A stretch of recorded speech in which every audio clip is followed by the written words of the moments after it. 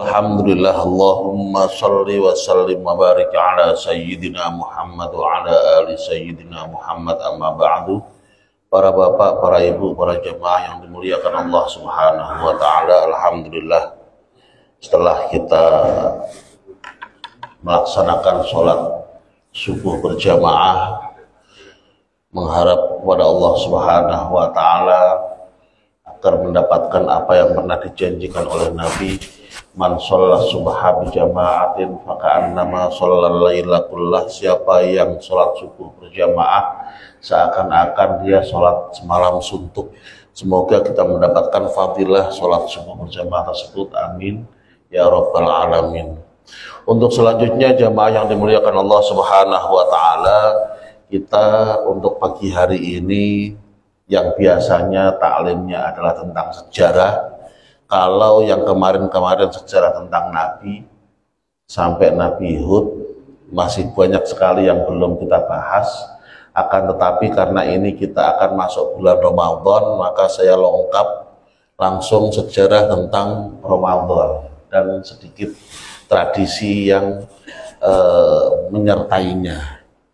Jamaah yang dimuliakan Allah Subhanahu wa ta'ala, hari ini kalau nggak salah kita di tanggal 1 ya, Sya'ban. 1 Sya'ban artinya apa? Sebentar lagi kita akan masuk Ramadan. Nanti di Sya'ban ada momen penting juga yang biasa dimanfaatkan oleh saudara-saudara kita, yaitu momen nisfu Sya'ban, pertengahan bulan Sya'ban. Dalilnya banyak sekali tentang keistimewaan ini. Di antaranya adalah tentang munajatnya Nabi meminta pengampunan kepada Allah Subhanahu wa ta'ala untuk umat beliau. Ada lagi nanti ketika kita mengingat apa yang pernah disampaikan oleh Al-Imam Asy-Syafi'i, bahwa di antara doa yang mustajab adalah doa yang dipanjatkan pada saat malam pertengahan Sya'ban. Dan yang lain lagi silahkan nanti mungkin kalau di sini ada acara biar dijelaskan oleh ustadznya langsung mungkin. Selanjutnya jamaah yang dimuliakan Allah Subhanahu wa ta'ala, setelah nisfu Sya'ban mungkin ada yang sepekan sebelumnya, ada yang beberapa hari sebelum Ramadan dan yang lain sebagainya. Banyak sekali di antara saudara-saudara kita yang membuat atau membiasakan kebiasaan seperti ini. Nah ini, secara prinsip ini adalah kebaikan. Saya ulangi lagi, secara prinsip ini adalah kebaikan, tetapi memang karena tidak ada patokan waktu, maka tidak masalah ditaruh di mana saja. Dan untuk orang kita biasanya ini dilakukan sebelum Ramadan. Yang pertama yaitu yaitu membuat acara yang namanya ruahan. Nggak tahu di sini ada nggak ruahan? Nggak ada. Kalau di kampung ada. Di kampung ada. Ruahan itu asal kata dari arwah. Nah, makanya kalau orang Jawa nyebut bulan Sya'ban itu bulan ruah. Itu. Iya. Jadi begini, kita runutin dulu. Kenapa kalau disebut ruah atau ruahan? Karena pada saat itu orang-orang berkumpul bersama-sama mendoakan para almarhumin, almarhumat yang telah berpulang ke rahmatullah. Kenapa kok perlu dikumpulkan bersama? Kan sudah biasa doa sendiri-sendiri Pak Ustadz. Iya, doa sendiri-sendiri bagus. Akan tetapi doa bersama lebih bagus lagi. Kenapa? Kita tidak tahu di antara kita 1, 2, 3, 4 dan seterusnya itu siapa yang doanya diijabah oleh Allah Subhanahu wa ta'ala. Nggak tahu. Mungkin ustadznya Pak Ustadz, belum tentu ustadznya yang diijabah. Bisa jadi jamaah yang di pojokan atau yang di ujung atau yang di luar sana, yang mungkin sedang dizolimi oleh orang lain. Betapa kita tahu bahwa doanya orang yang dizolimi, walaupun nggak harus ke yang ngezolimi, tetap diijabah oleh Allah Subhanahu wa Ta'ala. Mungkin doanya saudara kita yang lain yang sedang gelisah atau diuji oleh Allah Subhanahu wa Ta'ala, tetapi beliau sabar, doanya beliau yang diijabah oleh Allah Subhanahu wa Ta'ala. Kalau seandainya 10 orang saja ngumpul terus berdoa bersama, satu yang mimpin, yang lain mengaminkan, nggak usah 2, 3 yang diijabah, satu saja yang diijabah oleh Allah Subhanahu wa Ta'ala, subhanallah, lebih dari cukup buat almarhumin almarhumat yang didoakan. Itu maksudnya di situ satu. Yang kedua, jemaah yang dimuliakan Allah Subhanahu wa Ta'ala, betapa mereka yang telah berpulang ke rahmatullah itu, kalau istilah kita gampangnya lah, sedih. Kenapa kok sedih Pak Ustadz? Ya karena mereka sudah nggak dapat lagi menambah amalia. Kita yang hidup husnudzon, disampaikan usia kita oleh Allah ketemu dengan Ramadan, yang akhirnya kita akan mendapatkan begitu banyak fadilah-fadilah Ramadan. Tetapi yang sudah meninggal udah nggak bisa lagi.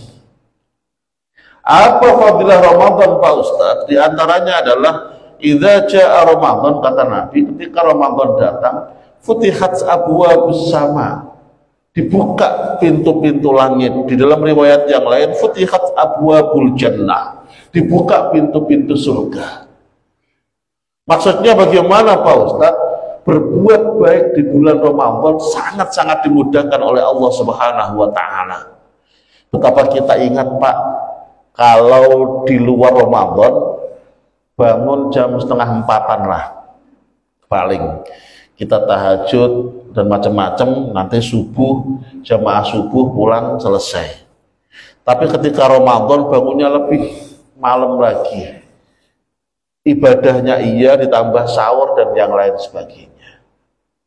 Bagaimana kita ingat Pak, ketika di luar Ramadan ke masjid paling subuh atau maghrib isya kalau pas lagi di rumah. Di luar Ramadan kita usahakan 5 waktu ke masjid terus. Walaupun yang kerja di tempat kerja juga jamaah. Di luar Ramadan Pak, kita baca Quran wallahu a'lam. Kadang sepekan sekali juga belum tentu. Di Ramadan sehari bisa berkali-kali kita buka Al-Quran. Bahkan terkadang ada yang sampai sebulan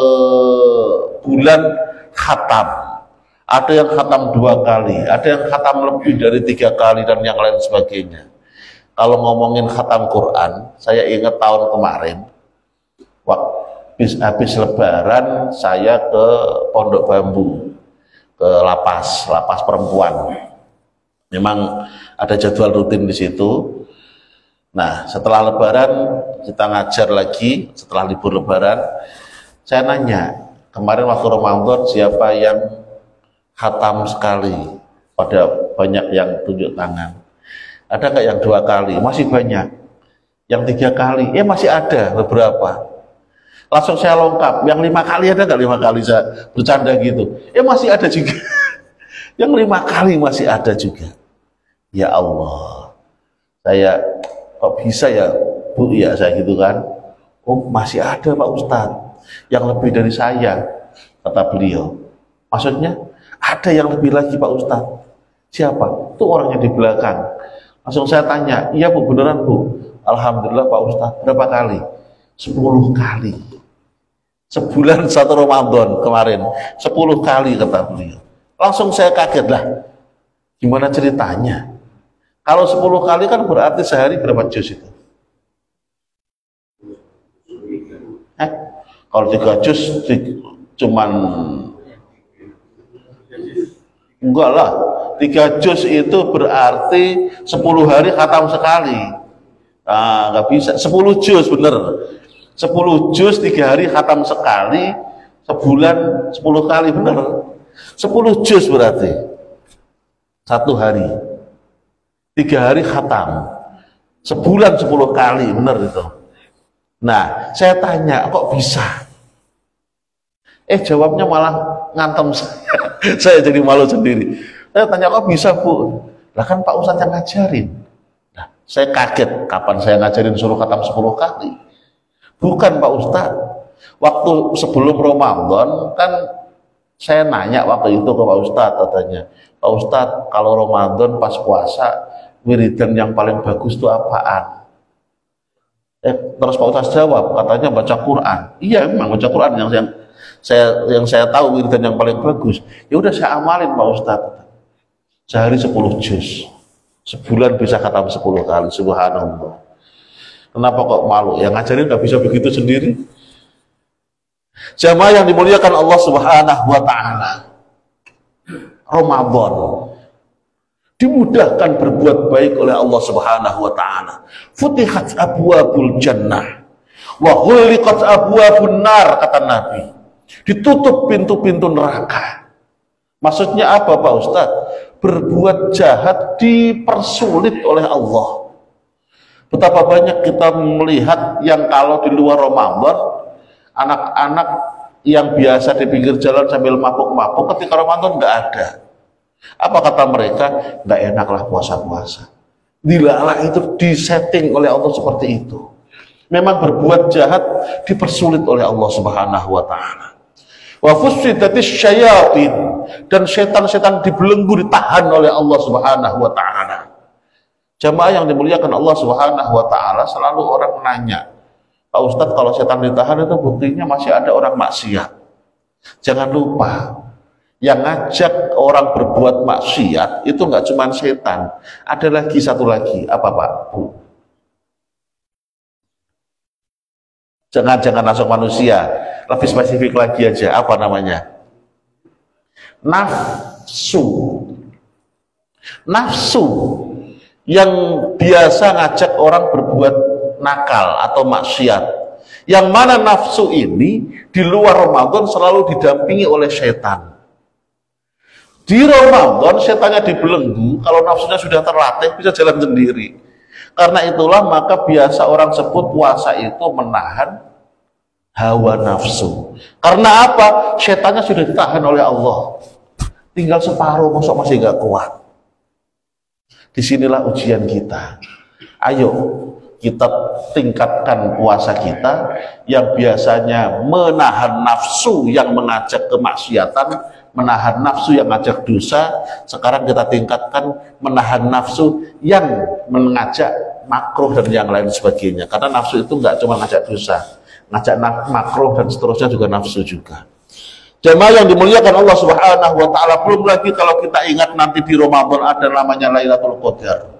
Yang berbuat baik pada satu malam itu lebih baik bagi Allah dibanding 1000 bulan. Lebih baik, bukan sama. Lailatul Qadar itu bukan malam 1000 bulan, bukan. Tetapi lebih baik daripada 1000 bulan. Khairun, lebih baik min alfi syahr, dari 1000 bulan. Bukan sama. Belum lagi nanti kalau kita menilik hal-hal yang lain, contoh berbuat kebaikan di Ramadan yang sifatnya sunnah, dilipat gandakan pahalanya. Begitupun dengan yang wajib-wajib oleh Allah Subhanahu wa taala, ampunan dipermudah oleh Allah Subhanahu wa taala. Subhanallah, yang hidup Pak, kita yang hidup bisa menikmati itu semuanya.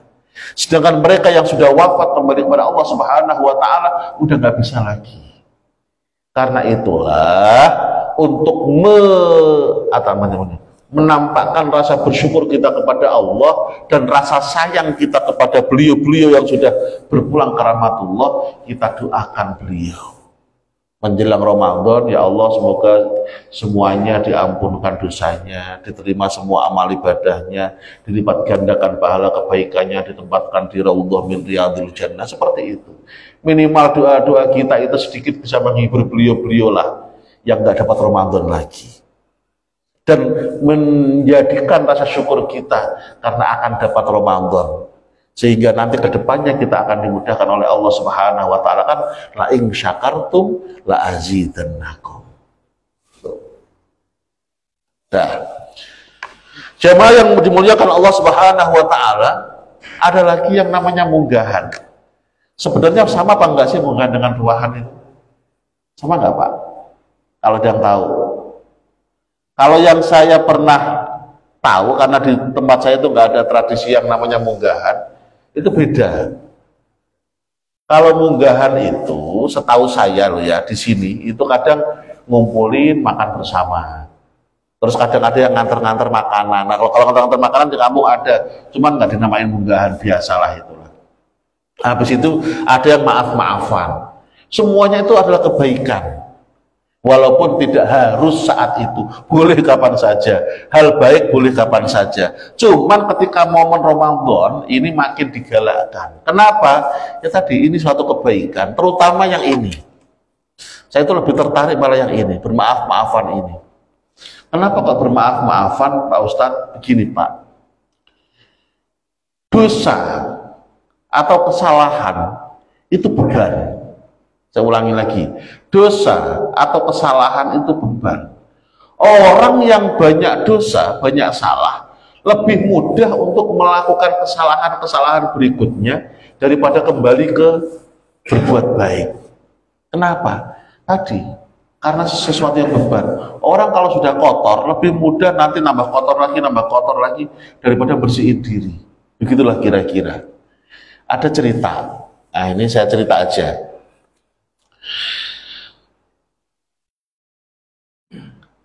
Kalau salah ke Allah itu lebih mudah. Tinggal kita sendirian malam-malam istighfar, insya Allah selesailah. Allah Maha Pengampun, Allah Maha Pemurah. Tapi kalau sesama manusia, mau nggak mau itu ya agak repot dikit lah. Kadang harus ngomong, harus ketemu, dan yang lain sebagainya. Suatu ketika ada seorang ulama yang bukan cuman pinter, tetapi juga ahli ibadah. Beliau kalau ngajar banyak muridnya. Kalau ibadah juga cakep ibadahnya. Beliau merasakan kalau ngajar rasanya enteng, ibadah juga rasanya enteng, mau puasa, mau duha, mau baca Quran, dan yang lain sebagainya. Cuman satu yang rasanya berat, kata beliau. Apa Pak Ustadz? Kata beliau yang rasanya berat adalah tahajud. Tetap beliau tahajud, bukannya nggak tahajud, enggak. Tetap tahajud, tapi rasanya beratnya minta ampun. Lama-lama beliau nyadar, ini kenapa ya saya ya, kok kalau tahajud kok rasanya berat. Mungkin ada yang salah di introspeksi belum ketemu. Akhirnya beliau nanya istri beliau, Dek, sini, apaan Pak? Kamu pernah nggak ngasih saya makan makanan haram? Kata si ulama ini. Pernah nggak ngasih makan makanan haram? Istrinya ingat-ingat, kayaknya udah saya hati-hati deh Pak. Kayak semoga aja nggak pernah. Saya ingat saya nggak pernah. Duh, kenapa ya? Ya udah coba deh saya tak pulang kampung. Akhirnya beliau pulang kampung, nemuin ibunya. Ibunya masih hidup, sudah sepuh. Pulang kampung, ketemu ibunya, ngobrol, nanya, Ibu mohon maaf, ya nak, waktu saya masih sama ibu dulu, kecil, pernah nggak ibu kasih saya makan makanan haram? Nanya ini beliau. Ingat-ingat sama ibunya, perasaan udah tak hati-hati ya, apa ya? Oh iya, kata ibunya. Jadi di kampung zaman dulu itu Pak, Bu, sumur itu kan di luar rumah. Kadang bareng-bareng gitu kan, beberapa rumah satu sumur. Nah ini sumurnya di luar rumah, samping sumur itu kebun tetangga. Nah waktu itu waktu ibu di sumur, lagi di sumur, pas ibu hamil hamil muda, ada fase namanya ngidam, orang ngidam. Ibu melihat di samping sumur itu kebun tetangga, kebun yang merah, delima merah. Itu ibu pengen banget itu makan delima. Nah, ibu cari tetangga lagi nggak ada, mau izin nggak ada. Ya udahlah, orang tetangganya baik juga ini, ambil aja dulu nanti ngomong. Mikirnya begitu, ambil dulu ntar ngomong.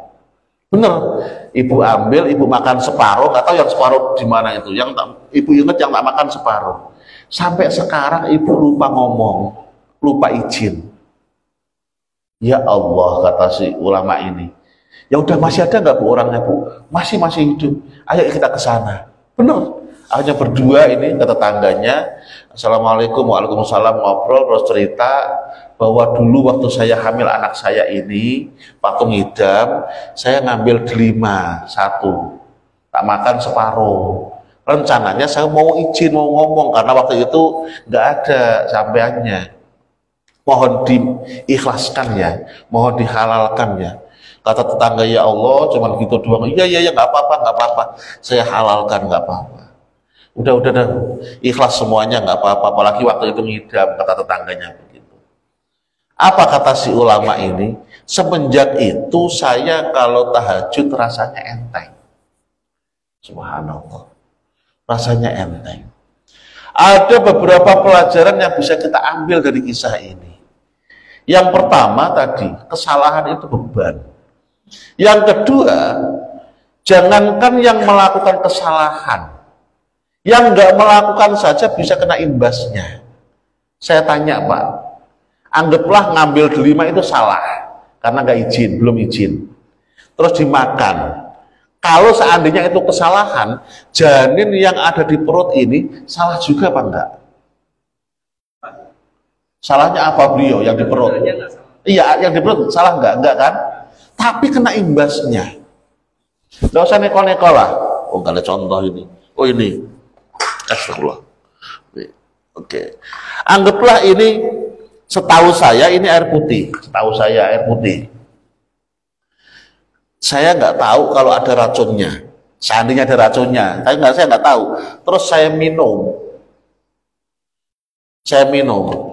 Dosa nggak? Kalau seandainya terus racunnya reaksi, saya meninggal, namanya bunuh diri, dosa nggak? Nggak dosa kan? Tapi tetap ngefek nggak? Ngefek. Minimal rumah sakit lah, sakit perut, kan begitu. Saya nggak dosa, tapi efeknya tetap ada. Begitupun dengan yang tadi itu, delima tadi. Ketika dimakan oleh sang ibu, mungkin yang salah ibunya, karena gampangin antara izinnya lah, sampai kelupaan. Tapi sang janin yang ada di perut ikut kena efeknya. Sampai beliau dewasa, masih ada ganjelan di sini. Maka Bapak Ibu jangan kaget ketika kita punya pasangan, Pak Ustadz. Ya, saya punya istri Pak Ustadz. Kenapa? Udah nikah 25 tahun. Waktu saya nikah awal dulu, ini istri saya ini anak pondokan, ngajinya pinter, sama orang tua hormat, sama suami juga enak. Wah, pokoknya cakep banget lah dulu deh. Kenapa makin kesini kok makin bantah, makin bandel ya? Kenapa ya? Introspeksi diri. Jangan-jangan kita yang ngeracunin terus ini istri kita. Anak kita lah, gak usah jauh-jauh. Setiap anak kullu mauludin, kata Nabi, yuladu alal fitrah, dilahirkan dalam keadaan bersih, gak bawa dosa. Gak ada anak bayi yang lahir langsung dosa, gak ada. Tapi kenapa makin kesini kok makin bandel Pak Ustadz? Disuruh sholat kabur, disuruh di rumah malah ngilang, disuruh begini malah kesono dan yang lain sebagainya. Kenapa ya? Jangan salahkan dulu buru-buru anak kita. Coba cek, jangan-jangan kita yang salah. Maka dari itu jamaah yang dimuliakan Allah Subhanahu wa Ta'ala, kembali ke ini tadi, maka baguslah ada tradisi seperti ini, ada bermaaf-maafan. Kenapa? Biar nanti kita ketemu Ramadan, kita sudah siap untuk mengambil fadilah Ramadan semaksimal mungkin. Sudah siap memanfaatkan kebaikan-kebaikan Ramadan semaksimal mungkin. Agar ketika kita ibadah di Ramadan rasanya enteng. Agar ketika kita menghindar kemaksiatan di Ramadan rasanya juga enteng. Dan kita mendapatkan manfaat Ramadan. Itulah maaf-maafan ini. Jadi tradisi yang dibuat oleh orang tua kita zaman dulu semuanya ada maknanya dan ada maksudnya. Nggak asal-asal saja. Walaupun sekali lagi saya katakan bahwa memang hal-hal seperti ini tidak harus sebelum Ramadan. Akan tetapi ketika mau Ramadan dilakukan juga tidak salah, justru malah menambah manfaat. Jamaah yang dimuliakan Allah Subhanahu wa Ta'ala, kita lanjut ke ini yang paling populer lah. Ya ayyuhalladzina amanu kutiba alaikumus syiyamu kama kutiba alal ladzina min qablikum la'allakum tattaqun. Wahai orang-orang yang beriman, diwajibkan kepada kalian puasa sebagaimana puasa juga pernah diwajibkan terhadap orang-orang sebelum kalian. Ini yang selalu ditanyakan, Pak Ustadz. Ya, memang sebelum kita orang-orang disuruh puasa juga. Lah iya, mana buktinya Pak Ustadz? Nih, Nabi Adam ketika diturunkan di bumi, ini di beberapa tafsir itu dikatakan beliau mengalami ya apa namanya tuh kaget, shock apa namanya itu. Ya biasalah, wajar lah Pak, biasa di surga yang adem enak, nggak ada rasa nggak enak di sana, tiba-tiba turun di bumi yang harus semua usahanya lebih ekstra, maka wajar ketika beliau mengalami agak-agak kesulitan. Dan termasuk kesulitannya adalah dikatakan di situ bahwa beliau makin lama makin hitam. Di surga mungkin putih, wallahu alam kayak apa, kita belum pernah ke surganya. Nah, semoga aja nantilah.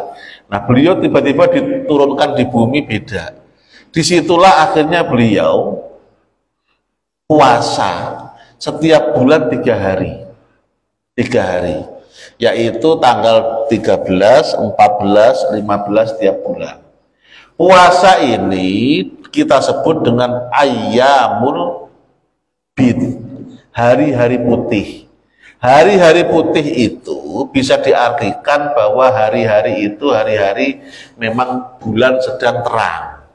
Tetapi ada beberapa ulama yang mengatakan hari-hari putih itu maksudnya Nabi Adam itu dalam arti paling gampang itulah untuk kembali lagi mengingat ketika beliau di surga dan bersyukur kepada Allah Subhanahu wa Ta'ala dengan cara puasa itu. Pengennya itu biar enggak parah-parah amat lah ketika di bumi. Bersyukur kepada Allah, ingat ketika di surga. Ingat Pak, syukur dengan cara puasa itu biasa, jangan salah. Orang-orang kuno kalau bersyukur itu dengan cara puasa. Termasuk Nabi kita sendiri. Nabi kita sendiri kalau mensyukuri hari lahir itu dengan cara puasa. Kan ada tuh hadisnya. Kenapa engkau puasa Senin ya Rasul? Dzaka yauma wulidtu. Hari Senin itu hari saya dilahirkan. Wa yauma ub'atsu, dan saya diutus oleh Allah Subhanahu wa Ta'ala juga pas hari Senin. Makanya beliau puasa. Nah, jadi syukurnya beliau apa namanya? Bukan ulang tahun ya, ulang hari ya. Ulang harinya beliau dengan cara berpuasa. Nah, termasuk Nabi Adam ini. Dan kebiasaan itu dilanjutkan oleh nabi-nabi berikutnya. Nabi Nuh dan seterusnya sampai Nabi Muhammad pun ada. Disyariatkan sampai sekarang, walaupun sifatnya nggak wajib yang zaman Nabi Muhammad.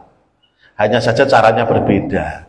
Cara puasa zaman Nabi dulu itu sampai Isya. Mana ada nggak di sini?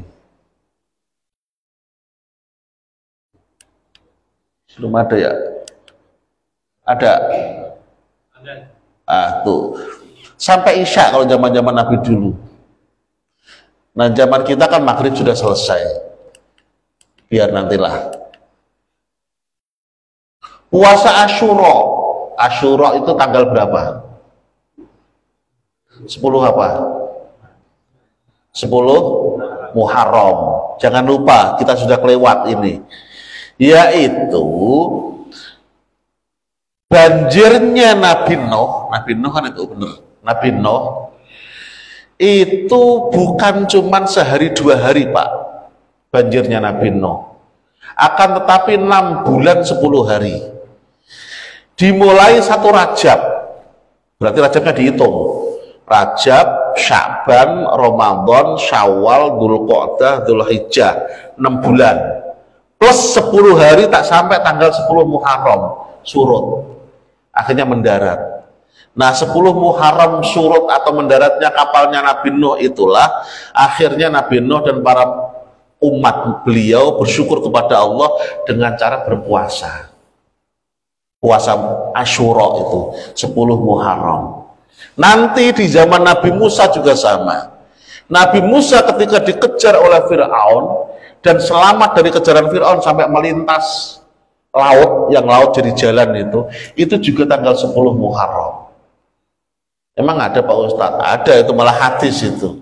Ketika Nabi sampai Madinah, Nabi tahu orang-orang Yahudi pada puasa, terus nanya, kalian puasa apaan? Kami puasa Asyura, karena hari ini Nabi kami, Nabi Musa, diselamatkan oleh Allah Subhanahu wa Ta'ala dari kejaran Fir'aun, Nabi Musa dan pengikutnya. Karena itulah kami berpuasa, kata orang-orang Yahudi. Apa jawaban Nabi ke para sahabat? Tahun depan kita harus puasa. Kenapa? Kami nahnu ahaqqu minkum bi Musa. Kami lebih berhak untuk bersyukur atas selamatnya Nabi Musa daripada kalian orang-orang Yahudi. Maka di situ kita disyariatkan juga puasa Muharram, dan biar nggak sama dengan Yahudi, tambahin 1 hari. Ada Tasu'a atau tanggal 9 plus 10 kan begitu ceritanya. Jamaah yang dimuliakan Allah Subhanahu wa Ta'ala, ada puasa sudah zaman Nabi Nuh. Bahkan Nabi Dawud ini yang paling populer sampai kita sekarang. Masih ada sampai kita puasanya Nabi Dawud. Berapa lama Pak? Selama setahun puasanya Nabi Dawud ini? Separuh, setengah tahun puasanya. Kok setengah tahun Pak Ustadz lah? Sehari puasa sehari enggak, sehari puasa sehari enggak, kan kalau dikumpulin setengah tahun itu. Setengah tahun puasa, setengah tahun enggak. Itu Nabi Dawud. Anggaplah Nabi Adam yang tadi itu per bulan 3 hari. Setahun berapa hari berarti? 36 hari. Kan 3 hari kali 12, 36 hari. Kita paling sedikit Pak, cuman sebulan. Itu pun dari subuh sampai maghrib. Dari subuh sampai maghrib. Pak Ustadz, itu ada imsak, itu katanya mulainya imsak. Puasa mulainya subuh apa imsak, saya tanya. Ayo, ini mulai ngetren ini. Puasa mulainya subuh apa imsak? Mulainya, startnya subuh. Berarti kalau belum subuh masih boleh makan nggak? Masih. Kalau sudah subuh nggak boleh. Sekarang saya tanya, tanda masuk subuh itu apa? Azan. Yakin azan tanda masuk subuh? Ayo, siapa yang bisa adzan di sini? Apakah pasti masuk subuh pasti langsung adzan? Allah Akbar gitu? Apa mungkin lewat setengah menit, lewat 20 detik baru adzan? Atau mungkin sudah udah waktu-waktu yang adzan masih di kamar mandi. Jadi semenit kemudian baru adzan. Kalau begitu berarti subuhnya kapan? Semenit yang lalu apa ketika adzan? Ayo, disinilah pentingnya kita tahu. Ingat Pak, subuh itu adalah ukurannya adalah fajar. Fajar berarti ke sono fajar. Nah, fajar itu oleh para penghitung, ya anggaplah jam sekian, lewat sekian menit, lewat sekian detik. Itu kan harus ada akuratnya di situ. Ya kan? Nah, sedangkan kita tahunya azan. Azan itu setahu saya pasti setelah garis masuk subuh. Saya belum pernah ketemu orang yang berani belum titit sudah berani azan subuh. Belum ketemu saya. Nggak berani dia. Mending kelewat daripada belum. Kan begitu. Makanya jangan patokannya azan. Kalau mau patokan jam. Dan patokan jam, nah ini silakan tanya ahli falak yang buat kalender. Jadi begini Pak prinsipnya orang falak itu paling gampang ketika zuhur lah. Orang falak ada istilah jam itu jam istiwa. Istiwa itu ketika matahari pas di atas itu jam 12 pas. Anggaplah itu jam istiwa lah. Kita nggak pakai WIB dulu, pakai yang istiwa dulu. Nah itu kalau buat waktu zuhur itu paling enggak jam 12 lewat 4 menit. Kenapa?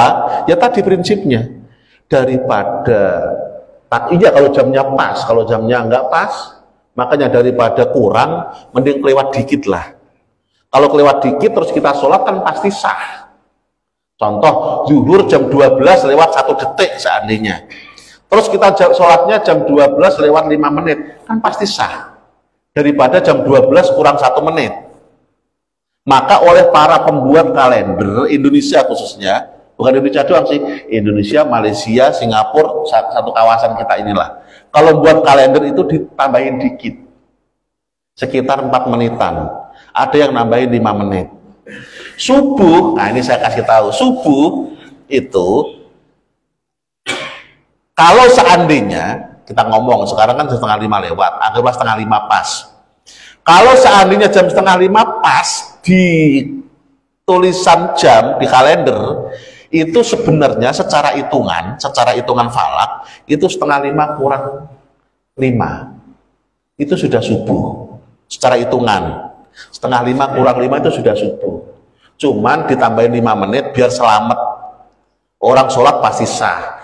Jadi kata-kata takutnya begini Pak, mungkin Bapak yang ke masjid mah masih aman, kan masih ntar Pak Ustadz sholatnya. Iya kita yang di masjid, yang di rumah mungkin mau kerja, atau mungkin mau kemana. Nah beliau ini orang baik, daripada sholat di jalan nanti susah, nunggu subuh sekalian lah baru berangkat. Nah begitu ngelihat jam, oh udah setengah 5, udah lah langsung sholat aja lah. Kan sah udah. Sah kan? Langsung sholat, habis itu langsung berangkat.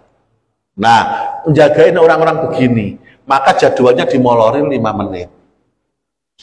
Untuk puasa, nah ini khusus puasa, yang tadinya setengah 5 itu subuhnya jam setengah 5 kurang 5, ditarik lagi 5 menit, setengah 5 kurang 10, namanya imsak. Stop, imsak itu stop, jangan makan minum lagi. Kenapa? Karena sudah mau subuh, takutnya bablas. Kan begitu. Stop. Nah, maka sekali lagi kalau Bapak mau subuh pas-pasnya subuh, cari jadwal yang nggak ada pakai molor-moloran waktu. Berarti ya jadwal kurangi 5 menit kira-kira. TV itu yang tepat waktu itu. TV juga patokannya kalender Kemenak. Dan kalender Kemenak juga sudah ditambahin itu namanya ihtiyat. Ada itu di rumus falak itu ada. Kecuali kalau Bapak ikut Arab, itu nggak ada tambah ihtiyat itu. Sudah patokan begitu. Ngitungnya segitu ya segitu, nggak tambahin lagi. Makanya di Arab nggak ada istilah imsak mereka. Tahu saya lanjut. Udahlah, anggaplah oke lah. Setengah 5 lah. Setengah 5, anggap begitu. Imsak setengah 5 kurang 10. Saya nanya, kalau di sini makan, kalau Bapak makan minum nunggu adzan, itu potensi sudah masuk subuh, Bapak masih makan masih minum.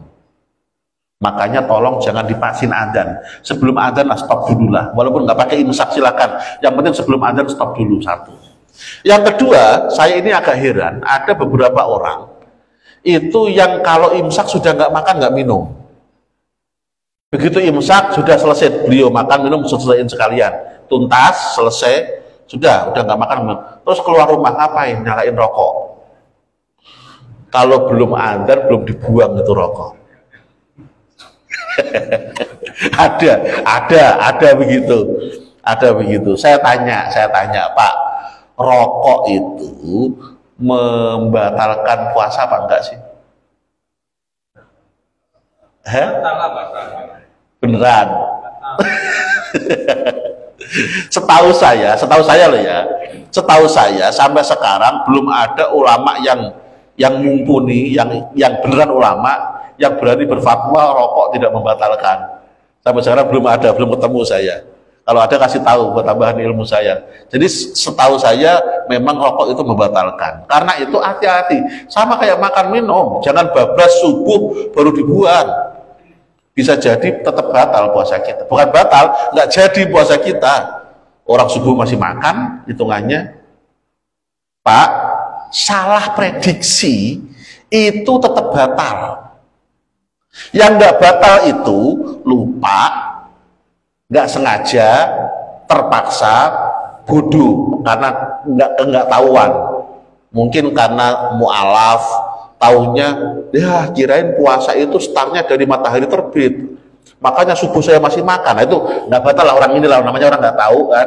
Tapi kalau nggak 4 ini tetap batal. Saya ulangi lagi, lupa, nggak sengaja, terpaksa, bodoh atau nggak tahu. Di luar ini batal. Termasuk salah prediksi. Sedikit lagi, udah surut. Sedikit lagi, salah prediksi itu begini.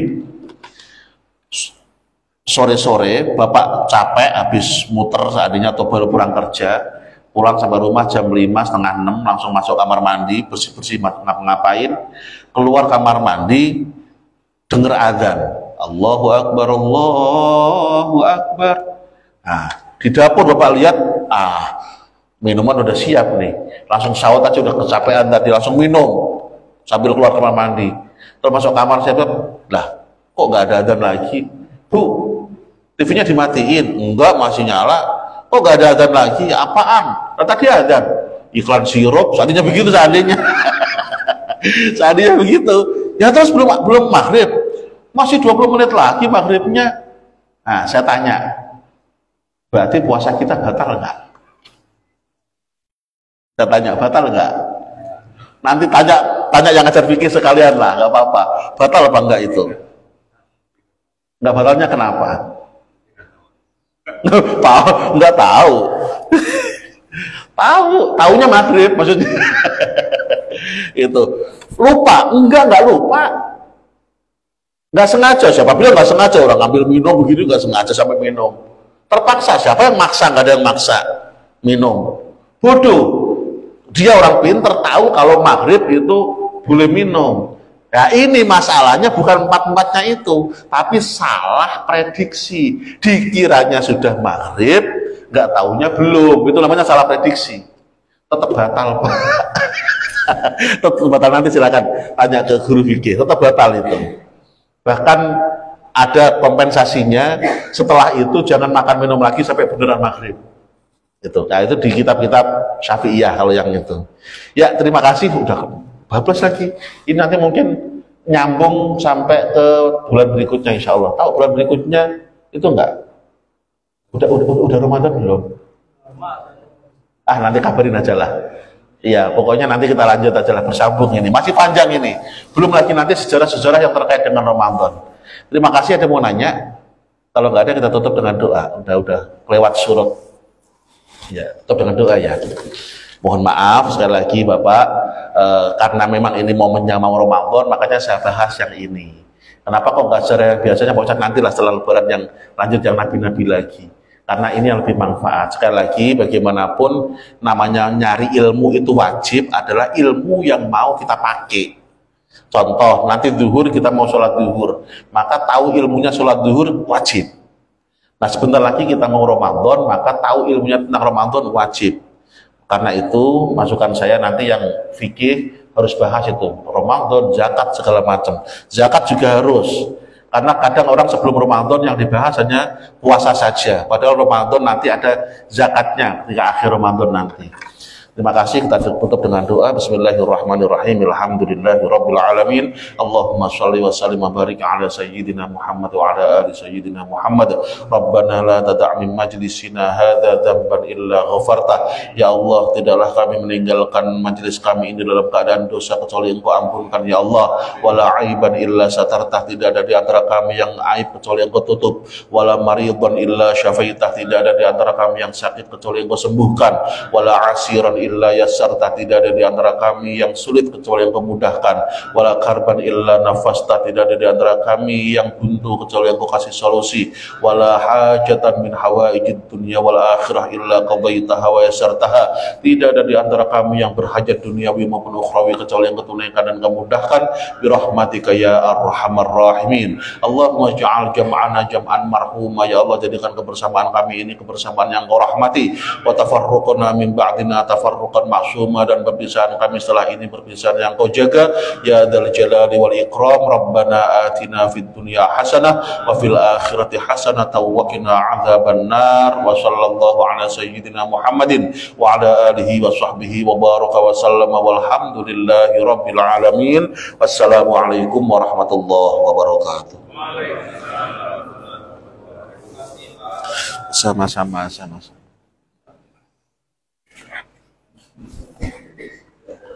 Alhamdulillah rabbil alamin. Makasih, makasih. Waalaikumsalam warahmatullahi wabarakatuh.